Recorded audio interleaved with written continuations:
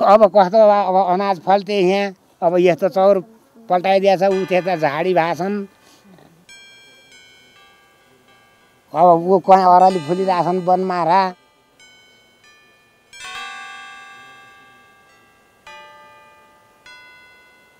मेरो 24 रोपनी परेको छ सर मेरो 12 रोपनी 8 आना छ मेरो 16 रोपनी 14 आना छ मेरो 19 रोपनी चान्चुन छ कति आना साना त म जान्दिनँ 19 रोपनी चान्चुन छ मेरो 2 रोपनी छ हाम्रो 11 रोपनी आधा भने हैन 10 रोपनी 10 रोपनी 8 आना मेरो 3 रोपनी दुआना छ मानेको नि हाम्रो दाजुभाइ गरे त्यो 19 रोपनी छ मेरो नि 2 रोपनी छ हाम्रो 8 रोपनी कान्छाको मेरो 10 रोपनी चान्चुन छ 10 रोपनी चान्चुन हो ऊ हो मानबहादुरको कति 3 किता कति 4 किता छ मेरो 4 किता मध्येमा 19 रोपनी चान्चुन छ मेरो 4 रोपनी 9 आना 2 पैसा 2 दाम छ खेत मेरो चाहिँ छुट्टा छ मेरो त ढाँडे बजार भन्दा नि उता छुट्टा छ कुनै उसको लगतले भ्याउने ठाउँ होइन जबरजस्ती खाएको कतै पनि उसको यहाँ छँदै छैन हामीले ऋषि कुमार पनि नापी नहुँदाखेरिमा ऋषि कुमार पनि नामै सुनेको थिएन थाहै छैन घोडा चढेर आयो अनिखेरि यहाँबाट नापी नसा गर्नु नि 2500 जनता छौँ हामी 2500 जनताको चाहिँ थात्नबास घर्नबास चाहिँ बनाएर चाहिँ रुखमुनि छौँ यो वरिपरि बस्न दिएन ल लखट्यो बारीको पाटान लगेर ट्याक्क हेलिकप्टर राख्ने दुईपट्टि सेनाले घेर्ने उहाँ त जस्तो पहिला श्रीपाल सरकार सवारी हुनुभएको छ अरे भन्थे नि त्यस्तै हामीले देख्यौँ कि उहाँको सवारी त्यस्तो किसिमको हुन्थ्यो पानी रोक्न पाइन्छ भनेर कराएँ मैले लीला गरे उपकरण त भने साथी छैन खसीबोका भयो काटेर खाइदिने ल्याएर राखिदिने अनि सजाय गर्ने यति पैसा यदि चाहिन्छ भन्ने त्यो बाह्रो धाउनीलाई चाहिँ गोदिनी आफ्नो राई नाम रोटेसन पास गरेको जग्गामा कटु स्याउला काट्न जाँदा मलाई लखड्दै घरै पुग्यो स्याउला अब गोठ छाउनु पर्ने आफ्नो जस्ता होइन टिन छैन त्यो स्याउलाले छाएर चाहिँ बस्तु पाल्न गाह्रो पर्यो 24 पल्टिने त्यही गराउने गाउँले के कम्ती रिस उठ्या छ त्यस्तो बनाइदियो हेर्नुहोस् कसैका लाल पूर्जा भएको नि खायो कसैका लाल पूर्जा नभएको नि खायो हेर्नुहोस् अब जम्मै उसैको बनायो कि त्यहाँ त एकदम बलजफरले गर्यो नि त हजुर अब फुल चढ्ने रहेछ ऊ सरचिप सैने रहेछ सर्वस्व बनायो यहाँ त हामी त रुवावासी भएर हिँडेको सर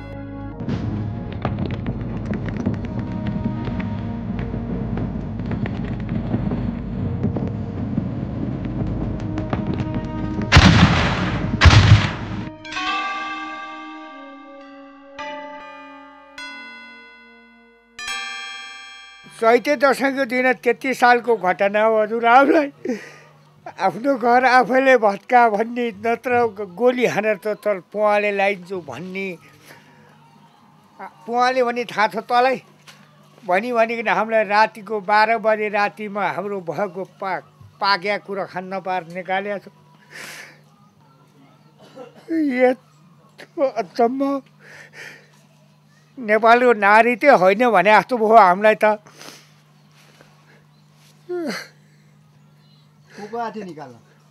सम्म 9 जना आएको छ हजुर रत्नबहादुर एउटा रामबहादुर भन्ने एउटा अनि बिस्ने असै भन्ने त्यतिलाई चिन्छु अरू त चिन्दैनौँ नि हामी त जम्मै उसकी जम्मै लौरा टेकेर आउने हाम्रो त निसन्तानै बनाउला जस्तो गरे आउँछ ल हजुर अब जे गर्नुपर्छ शरण गर्छ भन्यौँ त्यत्तिकै चाहिने आफ्नो घर आफैले नभत्काइ सुख पाउने कि चाहिने पुवाले लगाइदिन्छु भन्छ पानी लगायो त अनि लाउँ त लाएन ऊ न हामीले भत्कायो गरौँ र अनि बोकेर ल्याएर अनि यहाँ भाइहरू सबैजना आफ्नो काठपात चाहिँ जतन गऱ्यौँ हामीलाई त यस्तो अन्यायमा परेका छौँ हजुर तपाईँको नाम के हो मेरो नाम ढ्याके हो ढ्याके मिजार हो हजुर म कति वर्ष हुनुहुन्छ म 3 सालको जन्म हो शान शौकत र ऐस आरामको जिन्दगी जिउन एउटा परिवारलाई कतिसम्म सम्पत्ति चाहिन्छ शासन सत्ता र र शक्तिको आडमा मान्छे कुन हदसम्म चरित्र देखाउन र अपराध गर्न तयार हुन्छ।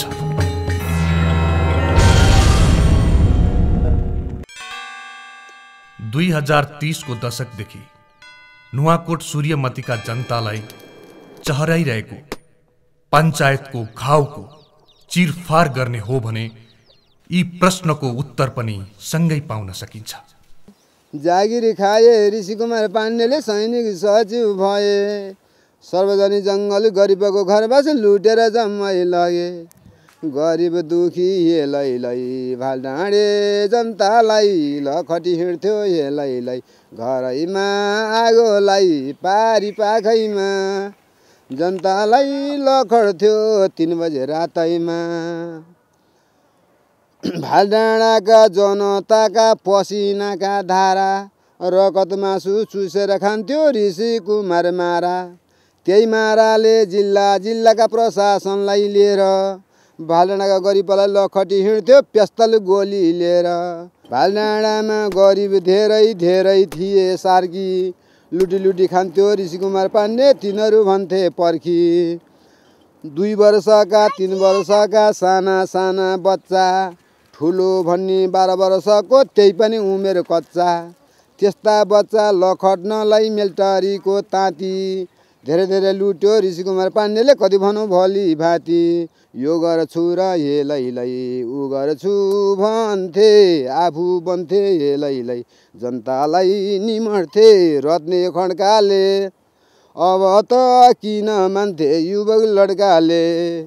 यो गीतमा व्यक्त भावनाहरू गाउँ र गाउँलेहरूका हुन्, सोझा र निमुखा आम जनताका हुन्, शासन व्यवस्थाका हुन्।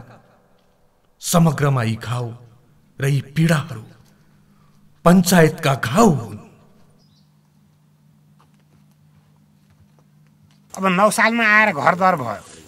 10 सालमा अब कतिपयको अब छुट्दै आएका के, कतिपयको 1 सालमा नि छ दर्ता लगत, कतिको 10 सालमा, 10 सालभन्दा 16 सालसम्म पनि लगत चाहिँ जनताहरूका भइसकेका।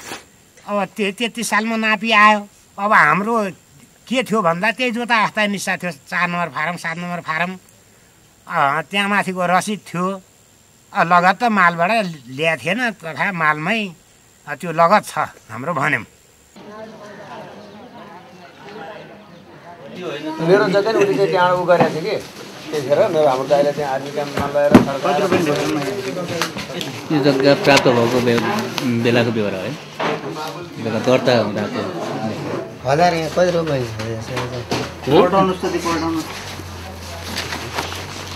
यता नि छ। यो पनि हो, उसैको भाइको यो पनि हो। यसपछि यो चाहिँ ऋषिकुमारको श्रीमतीको नाम खोलेर अहिले ऋषिकुमार नामको हेऱ्यो होइन, गीता देवी पाण्डे उनको श्रीमती हुन्, उनको नामबाट राखिएको। अनि यो पनि गीता फलदानको नाममा गएको छ।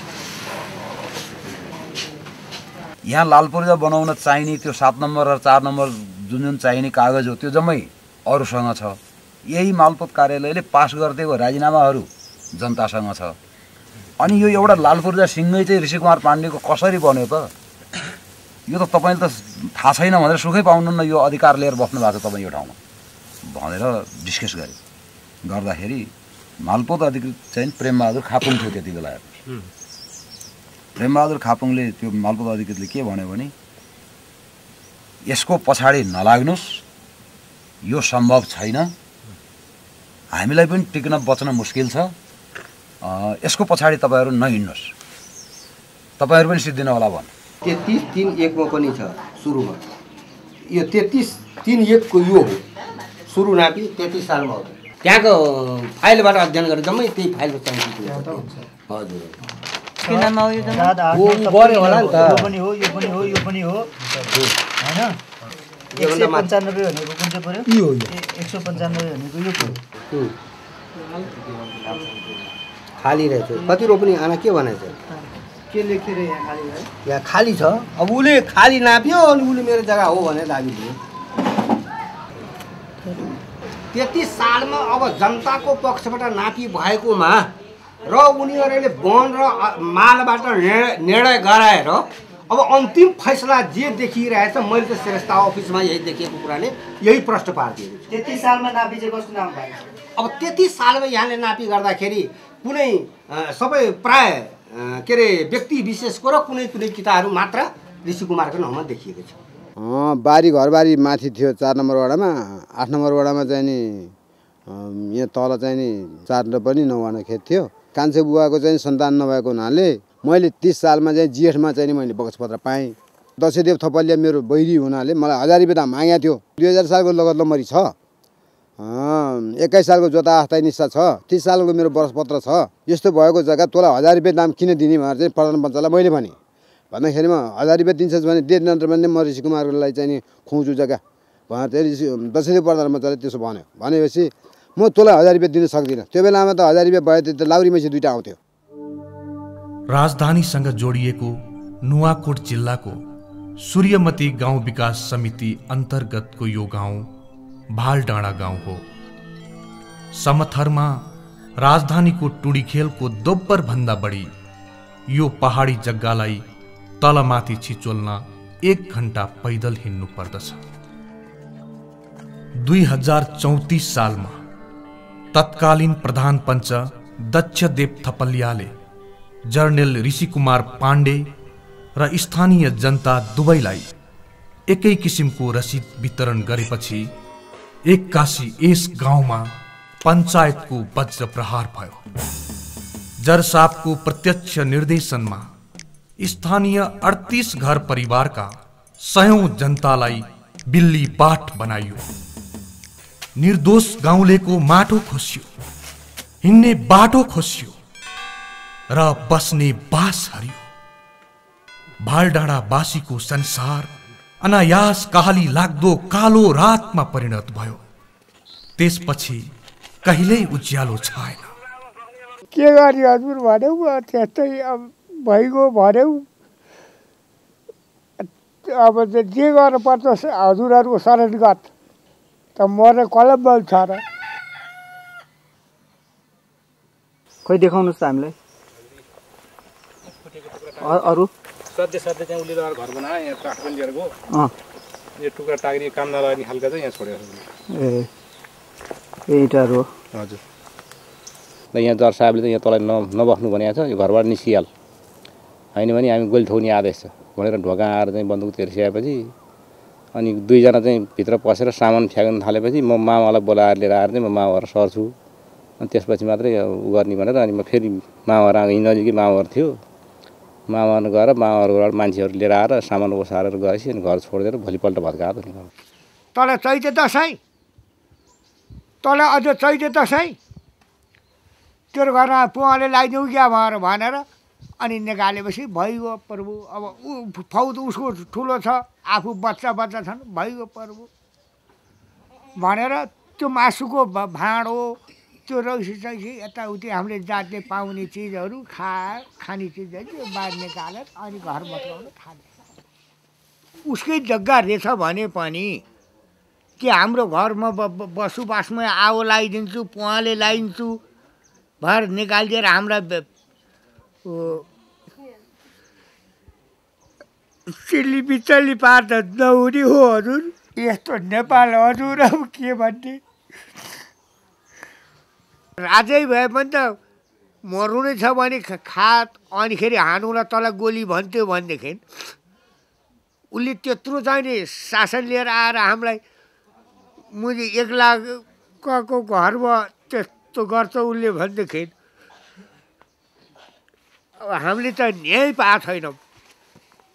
म त अन्याय परेँ, बिचल्लीमा परेँ, मलाई शत्रु लाए भएर चाहिँ नि ऋषि कुमारको गएर चाहिँ भन्दाखेरिमा ऋषि कुमारको लोक निश्वासले के भन्छ त भन्दै तेरो शत्रु हाम्रो मित्रु, तैँले भने तैँले चाहिँ नि तेरो शत्रु हाम्रो मित्रु भनेर त भन्यो। भन्दाखेरि त्यसो भएदेखि पशुपतिनाथ साक्षात् हुनुहुन्छ, हजुरको पनि छोरा छन् जरसाप, मेरो पनि छोरा छन्, गएर चाहिँ पशुपतिनाथ धर्म गरौँ नि त। जरसापको स्वास्नी चाहिँ गीता देवी पाण्डेले चाहिँ नि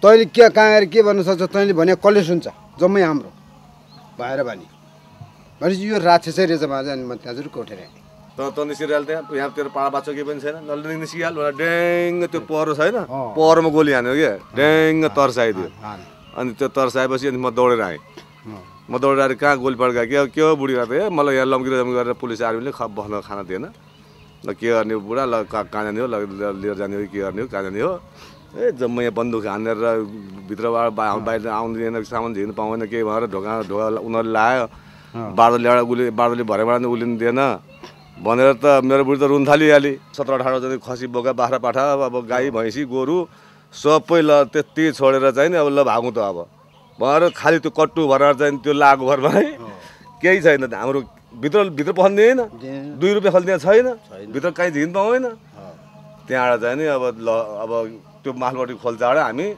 भाएर अनि यो काजमिने घर निस्केर काजमिनेबाट यता निस्केर चाहिँ नि पट्टबारी निस्केर बेलासुर मामा घरमा बस्न गयो हामी त्यहाँ बस्न गयो उनीहरू नि अब के अब मामाले पनि उही त हुने अब लहर्दै भने उनीहरूलाई नि तर हानि लोहर्ने उही गएर नि लोहर्ने अब बस्न गर्ने के त खोज्ने अनि उही गएर लोहर्ने त्यो भाव भएर अनि फेरि एक रात बस्यो ल तपाईँहरू जानु त तपाईँहरू जानु कता जाने हो तपाईँहरू जानु काठमाडौँतिर अब बाबा उतै आमा भएन दाइहरू भएन जानुहोस् भान्जोलो जानुहोस् मसँग पैसा लिएर 100 रुपियाँ दाम दिएर साइल मामाले 100 रुपियाँ दिएर पठाएको मलाई बन्दुकको अगाडि निशस्त्र र निरुपाय कसैको केही लागेन। हेर्दा हेर्दै गाउँलेका घरहरू जलेर खरानी बनाइए। कमजोर र अशक्त गाउँलेले रुँदै र चिच्याउँदै गाउँ छोड्नु पर्ने भयो। त्यहाँ त्यतिखेर हामीले घर नछोडेको भए त्यही ध्रुव आचार्यको जस्तै स्थिति हाम्रो पनि हुन्थ्यो। घरमा हाम्रो पनि आगो लाग्थ्यो। 14 वर्षमा आमा खस्नु, 15 वर्षमा बा खस्नु, 16 वर्षमा ऋषि कुमारले चाहिँ घरबाट लखेट्नु भनेको त्योभन्दा ठुलो घटना कस्तो भयो होला। यो चाहिँ यस्तो चाहिँ घटना मभन्दा बाहेक अरूलाई परेको छैन जस्तो लागेको थियो। त्यत्रो चोट परेको थियो मलाई त्यतिखेर। पाएका चिज सुद्धा खान पाइएन। त्यस्तो गर्यो त्यतिखेर।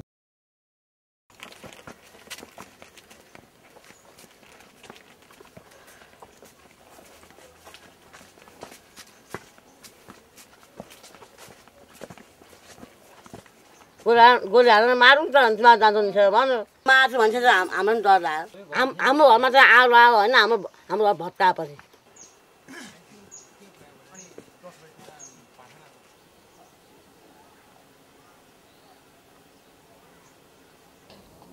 तीन हल आधा मकै लाउनु लाग्यो थियो, 3 हल आधा मकै लाउनु लाग्यो थियो, 7 हल 5 जोत्नु लाग्यो थियो। क्या लुच्ची गाडी त्यही लुच्ची भए जति जम्मै मेरो हो। तिमीले त कसको जग्गा कमा जर्नेलको नि कमाएर छ नि तिमीले जग्गा भन्यो खड्काले। होइन त मलाई थाहा छैन जर्नेलको भन्ने त आफ्नै भनेर कमाइराखेको छ, हामीले रसिद लिइराखेको छ, कस्तो के कुरा गरे भनेको होइन जर्नेलको जग्गा। अब भोलिपछि थाहा पाउल्यो भन्यो। गुन्डी बुनिरहेको थिएँ, आँपा बोर्थ्यो त्यो आँपा बोट्नु नि।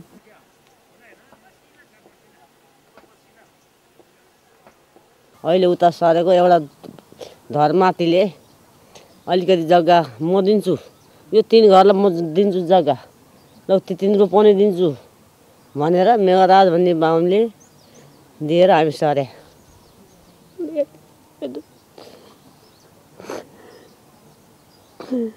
न त कागज खुट्टा थियो हजुर, मेरो छोरालाई खुट्टा थियो। एउटा खुर्सानी लाउनु ठाउँ भएन, मैले यस्तो गरेर बसेको। मैले मलाई सम्झेर दुःख भयो मलाई।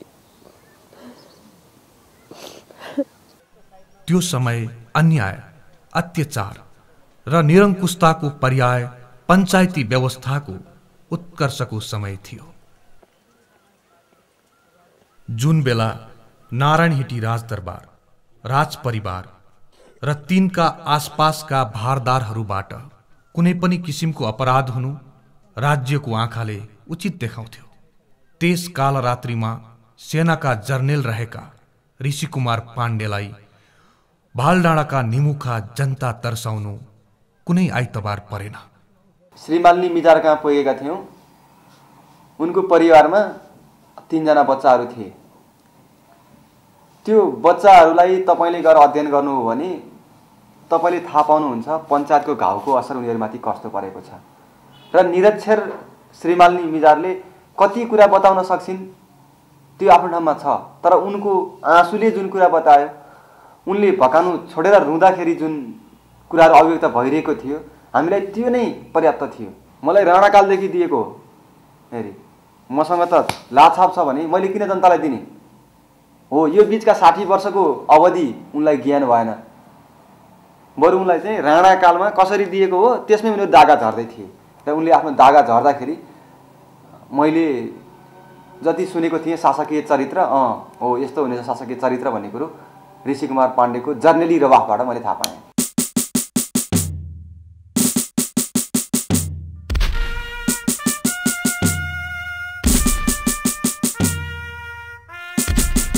पञ्चायती व्यवस्था उत्कर्षमा रहँदादेखि सुरु भएको तत्कालीन सैनिक सचिव जर्नेल ऋषि कुमार पाण्डेका आपराधिक क्रियाकलापहरूको विवरणले दिन्छन् उत्तरहरू।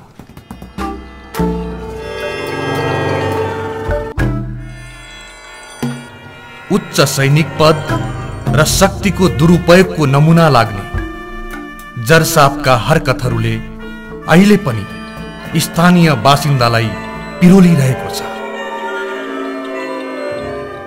उसलाई चाहिँ नि उसका धुभौरेहरूले पुरा लाए, यो पनि जार साहेबको ऊ पनि जार साहेबको भनी देखाउने भयो। रत्नमार खड्का झुगुरेमा छ त्यो अहिले। आफूभन्दा माथिका लगाएर काम हामीले वफादारी गर्नुपर्छ हैन। अनि गाउँलेहरू त अझै अन्याय तपाईँले पनि गर्नुभयो भनेर के मैले के अन्याय गरे के अन्याय गरेँ मैले? कसैको अन्याय केही गरेको छैन। लगाएर अब उसले गर भने मैले नगरेर मलाई अन्याय गर्छ उसले, मलाई झेल हालिदिनु सक्छ राजाको सैनिक साथी। अहिले अब एकछिन पर्खनु, त्यो डाँडा घाममा गएर मात्र अहिले अब डाँडामा किन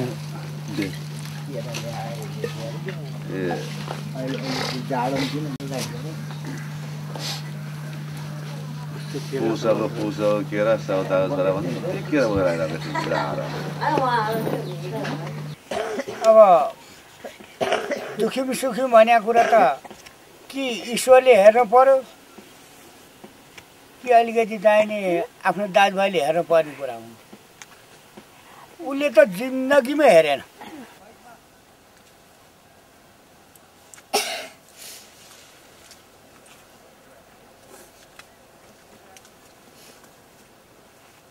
त्यो बेलामा करिब 15-16 वर्षको त्यस्तै थिएँ, जहाँ मेरो त्यो मनस्थितिले के थाहा पायो कि हामी अन्यायमा परेका छौँ भन्ने कुरा थाहा भएपछि त्यतिखेर वातावरण पनि खुकुलो भएको हुनाले सायद पञ्चायतको अवस्था भएको भए त मसँग त्यतिखेर विरोध गर्न सक्ने हैसियत हुँदैन थियो होला।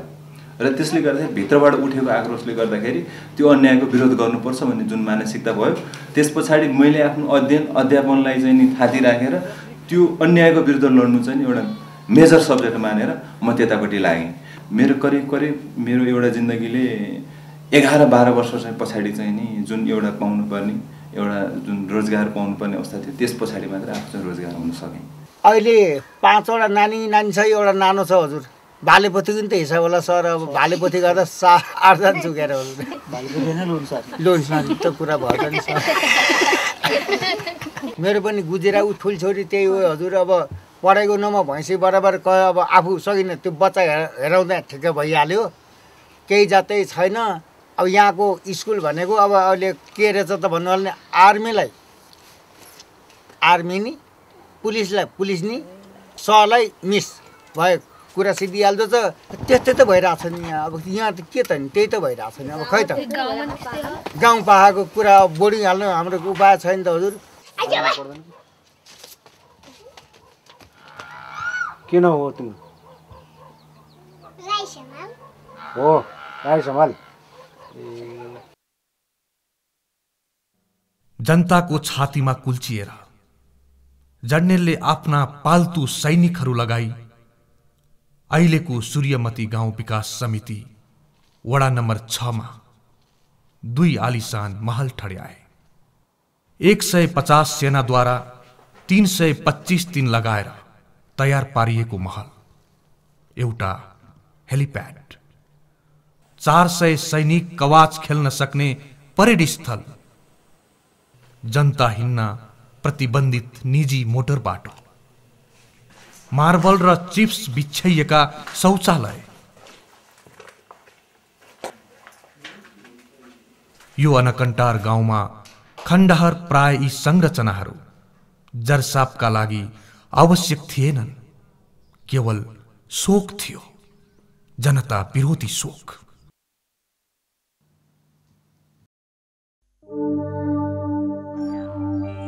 दुई 2000 सालमा त्रिभुवनको पालामा लगत जनताको भयो, अनि 33 सालमा वीरेन्द्रको पालामा नापी जनताकै भयो। राजाको रजसो बुझाउँथे नजुकी मालले बुझेकै थियो, भालडाँडे सिनालाई लालपुर्जा दिनलाई फिलबुक भरेरै गयो। पञ्चे चोर डाका भएर तिनले साह्रै नचाहिँदो गरे, जनतालाई निमठे गरिबलाई पिछोडे दानवको भुँडी भरे। सल्लाह हामी गरौँ पछाडि नपरौँ त्यसको अगाडि बढौँ, झुट्टा काम नगरौँ पाप लाग्छ हामीलाई त्यसको निवारण गरौँ।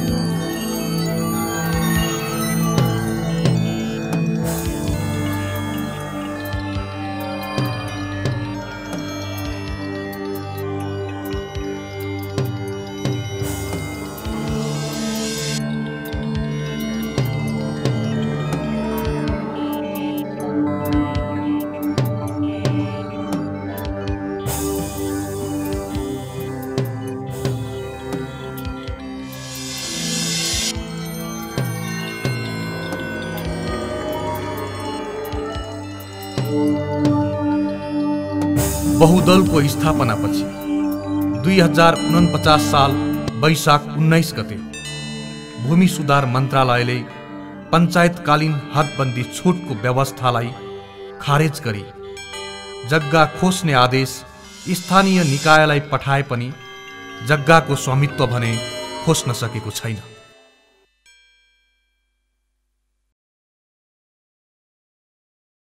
स्थानीय निकायहरूको सिफारिस सहित 159 जना गाउँलेहरू हस्ताक्षर बोकेर अख्तियारसम्म पुगे। अदालतका ढोकाहरू चहारे, तर यसले पनि जनता विरुद्धको अपराधलाई केलाएर न्याय दिने सामर्थ्य भने राख्न सकेनन्। सशस्त्र त्यो हात हतियार सहित आइसकेपछि त अब उनीहरूले त के गर्छन् त्यतिखेर त डर थियो नि त।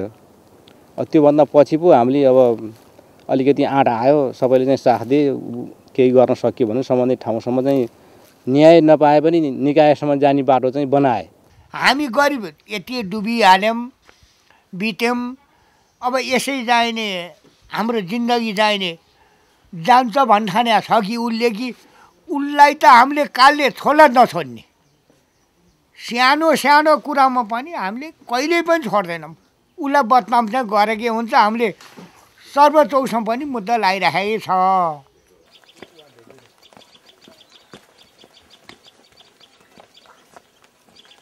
प्रजातन्त्र पुनस्थापना पछि पनि भालडाँडाका जनताको व्यथाको कुनै सुनवाई हुन सकेन। शोषण रहित समाजको कोरा कल्पना र आत्मरतिमा मात्र राजनीतिक दलहरू रमाए। पञ्चायतको घाउलाई भोट माग्ने झोली मात्र बनाए। त्यो घाउमा मलम लगाउन कोही आउन सकेनन्। 46 सालमा चाहिँ झन्डा गाडेर यो अरू के अरे महेन्द्र पाण्डेहरू, तोयनाथ थपलिया यिनीहरू आएर चाहिँ हामीलाई यहाँ बसोबास चाहिँ गराएको थिए। पहिला चाहिँ दरबारको साँचो पालेहरूसँग खोसेर हामी 3-4 महिना चाहिँ यहीँ बस्यौँ। अब हामी तपाईँहरूको चाहिँ जर्नल ऋषि कुमारले उडिया हेलिकप्टर हामी भैँमा खसाल्छौँ भन्ने भाषण शुद्ध गरे, ताली पनि बजाइयो। तर त्यही हेलिकप्टरमा उनीहरू चढेर पछि हिँड्न थालेपछि त न पैसा दिएर घुटमुटाइदिए उनीहरूलाई। अब अहिले त गणेश पण्डित पनि वास्तै छैन, जुन पण्डित पनि वास्तै छैन। भएको कुरा चाहिँ म त त्यही हो, आँपको गेडो फले उसैलाई, लुच्ची फले उसैलाई। हामीलाई त उयो खोर्सी दिएर खनिदिएर उसको बिरुवामा मल हालिदिए जस्तो पो हुने भयो। अनि मेरो भन्ने भयो, अनि पाले आउँछ हामीलाई गाला हाल्नुलाई जस्तो गर्ने, चुटुलाई जस्तो गर्ने। हामी त त्यो अन्यायमा पर्ने, भाग्नु पर्ने।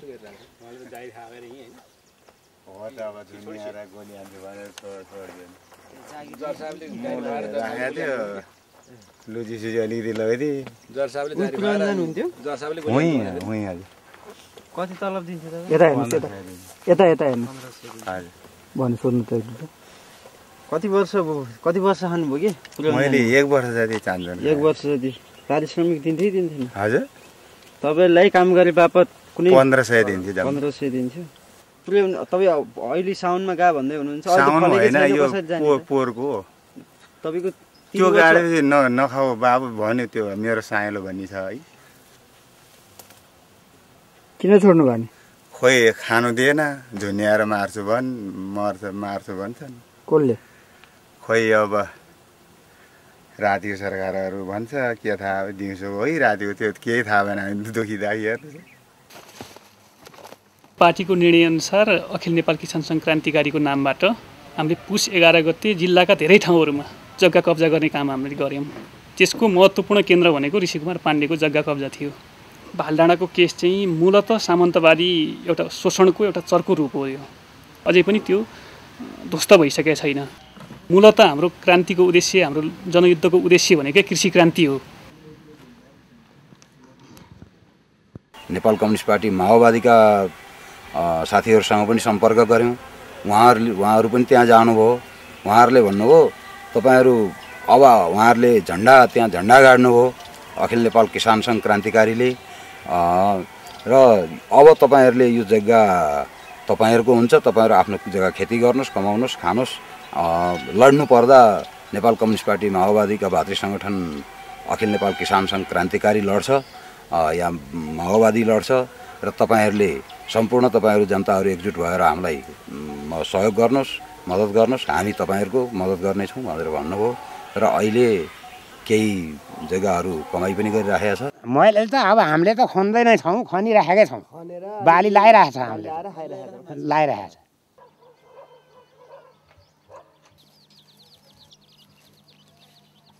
माघ 19 मा राजाले सत्ता हत्याएसँगै दरबारिया भारदारहरू पुनः बौरिए। भालडाँडाका जनतामाथि कालो छायाहरू पुनः मडारिन थाल्यो। जनतालाई फेरि धम्क्याइयो, थुनछेक गरियो र चुट्न थाल्यो। मेरो छोरो पानी लिएर आइरहेको थियो, पानी लिएर आउँदाखेरि ल यता आइज भनेर भन्यो। अनि यहाँ आएपछि म पनि के गर्दो रहेछन् भनेर आएको, धमाधम पिटिहाल्यो। लात्ताले हान्ने उति, मुन्टामा हान्ने उत्तिकै महिना 15 दिनसम्म ऊ पनि उठ्न सकेनन्। त्यही दिन त हो त। अनि त्यता 3-4 जना त्यो यो अनि यो उसको छोरो यो कान्छो के अरे राजेन्द्रलाई चुट्यो। अत्याउनु त धेरैजनालाई अत्याएको। हाम्रो छोरालाई चाहिँ धेरै चुटेको। हाम्रो छोरालाई हाम्रो मासु सिरान गरेर आर्मीले नै हो हजुर चुटेको।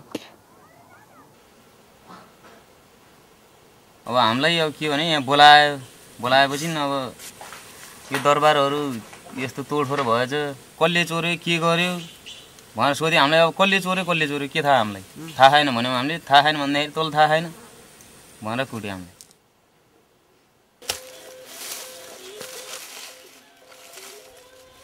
काङ्ग्रेसको प्रजातान्त्रिक समाजवाद होस् या एमालेको बहुदलीय जनवाद, कुनैले पनि पञ्चायतकालीन अपराधीहरूलाई कोर्रा मारेर जनतालाई न्याय दिन सकेनन्।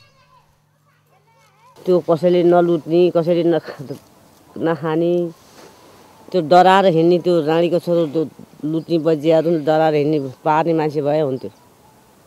हामीलाई त त्यही हो, हामीले खान पाए हुन्थ्यो। अब मलाई त्यो जग्गा दाखिला गरिदिए मलाई त्यति पुगेको थियो हजुर। अर्थ मेरो त अब बिहा गर्ने कुरा पनि भएन, छोरी पाउने कुरा नि भएन।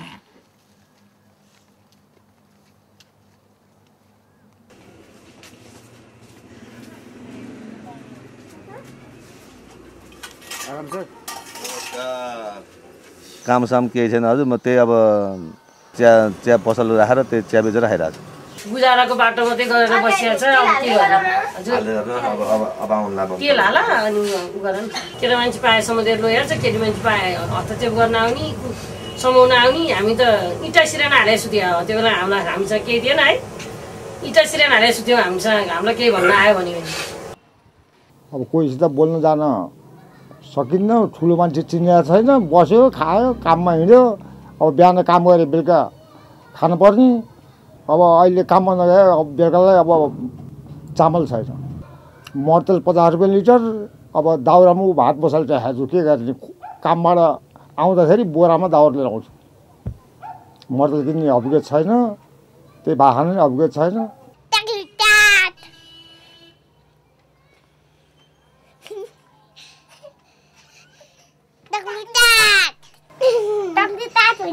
सबै खाएर सिद्धियो भने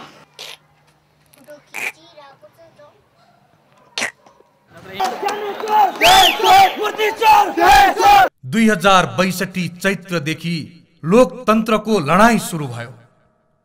लाखौं जनता सडकमा उत्रिए। अधिनायकवादी राज्य सत्ता विरुद्ध जनताको आक्रोश ज्वालामुखी भएर फुट्यो। आखिरमा जनताले नै जिते र लोकतन्त्रको उदय भयो। बहुदलीय व्यवस्था आएर पनि हामीलाई केही पनि भएन। पञ्चायती व्यवस्थाले जान हामीलाई थिचाइ गर्यो। अब अहिले आउने सरकार चाहिँ नि लोकतन्त्र सरकारले चाहिँ हामीलाई भन्ने आशा छ, केही गर्नुहुन्छ कि भन्ने आशा ठुलो छ। खालि बन्दुकको भरले हामी अल्तलिएर तित्रो जस्तो भएर हामी सधैँभरि किन खरको झामटा लुक्न पर्ने। 46 सालको चाहिँ त्यो व्यवस्थाले चाहिँ अब चाहिँ सार्वभौम सत्ता जनतामा आयो। सारा चाहिँ न्याय अब जनताले पाउँछन् र यो सबै कुरो चाहिँ जनताको हातमा रहन्छ भनेर चाहिँ हरेक कुरा चाहिँ फुकिए होइन। तर जनताले पाउनु त केही पनि पाएनन्। तर अहिलेको लोकतन्त्र पनि अब त्यही अनुहार त्यही हो। अहिले नयाँ अनुहार भनेको माओवादीहरूको हुन् होइन। अब तिनीहरूले आफ्नो अस्तित्व बचाउनको लागि केही गरे भने छुट्टै कुरो। तर यही पहिलेकै अनुहारले व्यवस्था पल्टिनेमा उनीहरूको शरीर उही हो, उनीहरूको पेट भुँडी उस्तै छ, उनीहरूको नातेदारहरू सँगसँगै छन्। तर यिनीहरूबाट चाहिँ के होला भन्ने मलाई आश छैन। हामीले ल्याउने भनेको त अब क्रान्तिकारी भूमिसुधार लागू गर्ने हो। त्यसलाई जनतामा त वैधानिक छ, जनताले त आम मानेका छन्, आम जनताले मानेका छन्। तर पनि कानुनी रूपमा त्यसलाई संलग्न गराउन सकिरहेका छैनौँ। त्यो भनेको त संविधान सभाको निर्वाचन पछि मात्रै त्यसको कानुन बनाउन सकिन्छ। क्रान्तिकारी भूमिसुधारको चाहिँ कानुन बनाउन सकिन्छ। त्यसपछि त्यसलाई लागू गर्दा मात्रै अनि त्यसपछि त्यसरी हामीले चाहिँ त्यसको चाहिँ समाधान गर्न सक्ने हुन्छौँ।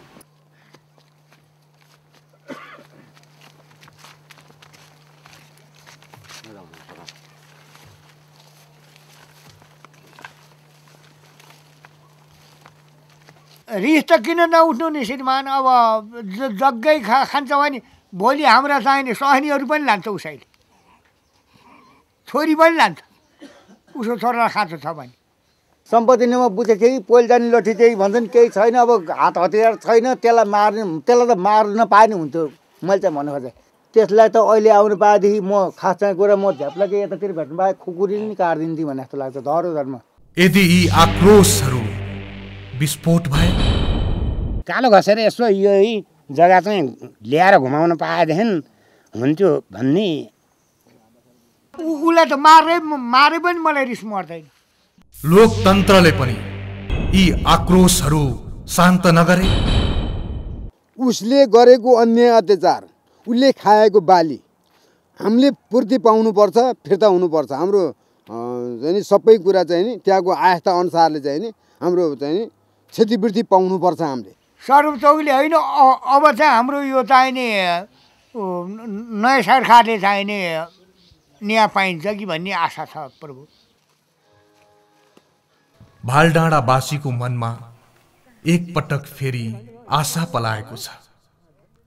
न्याय पाउने आशा, खोसिएका लुटिएका माटो र खुसी फिर्ता पाउने आशा।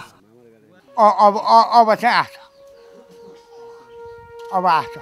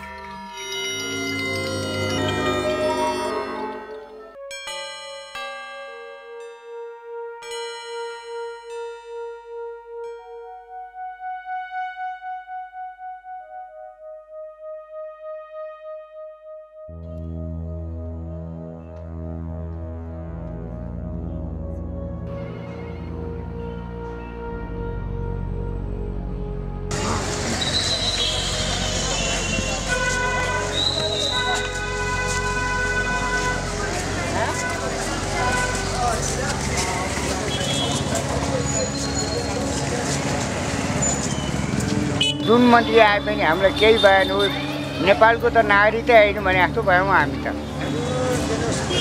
माओवादी नयाँ सरकार आएर नि अब चाहिँ के होला भन्नु लाग्यो हामीलाई पहिला अब 6 वर्ष अगाडि तपाईँसँग कुरा गर्दा नयाँ सरकार आयो अब योसँग चाहिँ आएको छ यसले चाहिँ के गर्छ भन्नुहुन्थ्यो अहिले कस्तो लागेको छ अब केही त गरिहाल्यो नि त्यो सटोमा बसेर मार खानी बनाइदियो अब त्यहाँभन्दा खर्च उसले के गर्नु त्योभन्दा त तडुल केही पनि छैन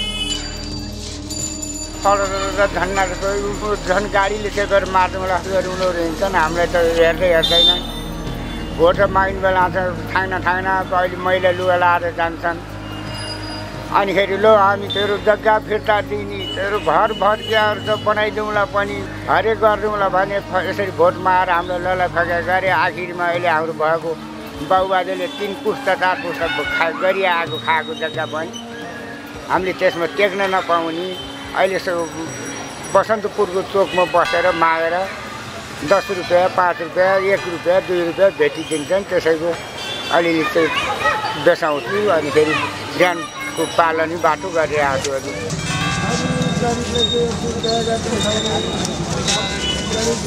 छु